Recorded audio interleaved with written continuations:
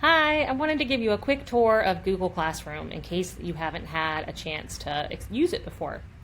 I'm logged in as Cowboy, which is my sample student account, and you can see that Cowboy belongs to a lot of classes. A lot of teachers use him as their guinea pig student. This is what you'll see when you first go to classroom.google.com or access Google Classroom using what we've been calling the waffle menu up here on the right, or the array. And you'll notice here you can click on any of these to enter those Google Classrooms. You'll also see at the top here, students will only see a to-do and a calendar. To review is something that teachers will see, and Cowboy is a teacher in a single Google Classroom, so he sees that. But if you click on to-do, students will see all of the work that they have across all of their classes.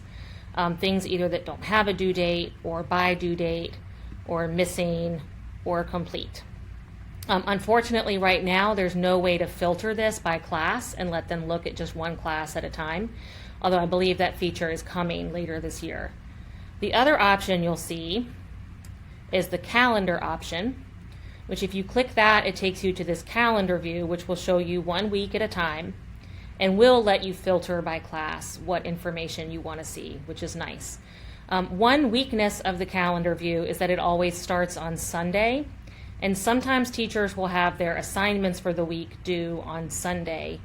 And this view can be deceptive if that's the case, because if I had assignments that I was supposed to be working on this week, September 7th through 12th, and they were due Sunday, you see I can't see Sunday, September 13th using this view. So I might miss those assignments or those due dates. But as long as you know to look for that and to arrow through to the next week, it's still a really helpful tool. And I like this because it only shows the assignments. It's like a stripped down calendar view where students aren't getting as much information. All of this information does also populate to the student's regular Google Calendar, and I showed you in a different video how you can use that, and that can help students have a more complete view.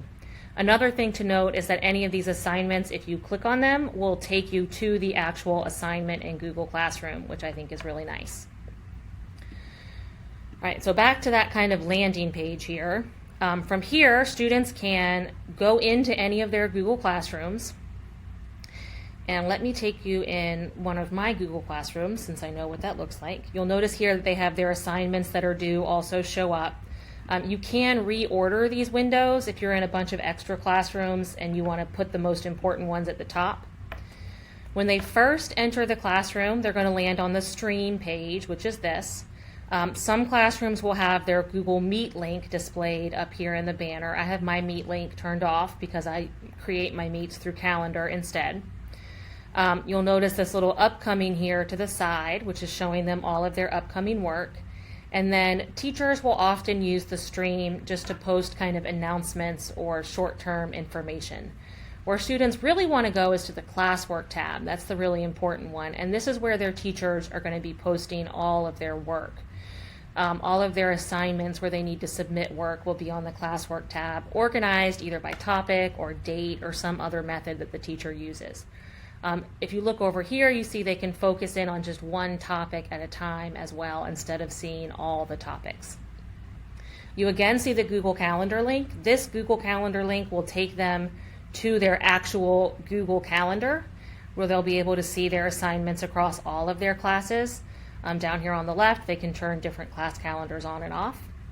And then they have the class drive folder. And I don't know if students really need to be able to access this directly, but this is a folder that lives in their Google Drive that has all of the work they've been assigned through that classroom in it, or anything else the teacher has decided to share with them. So if a student has an assignment where the teacher has created a document and said made a copy for each student, they'll be able to access it here as well as through Google Classroom, or as well as, through Google Classroom, through the assignment. So for example here, this document that I assigned to Cowboy is the same as this document in his Google Drive. They would both access the same file, and I could edit the file in either place. People tab, Cowboy would be able to see the other students in his class and even send them a message. And I think other than those things, this is basically the gist of Google Classroom. Students don't have a grade tab in Google Classroom. There's not a way for them to just see their grades all on one screen. They can see their grades on a particular assignment once it's been graded, but I have not actually been assigning the work that Cowboy has not been turning in, so he doesn't have any grades. I hope this is helpful. If you have any questions, please let me know.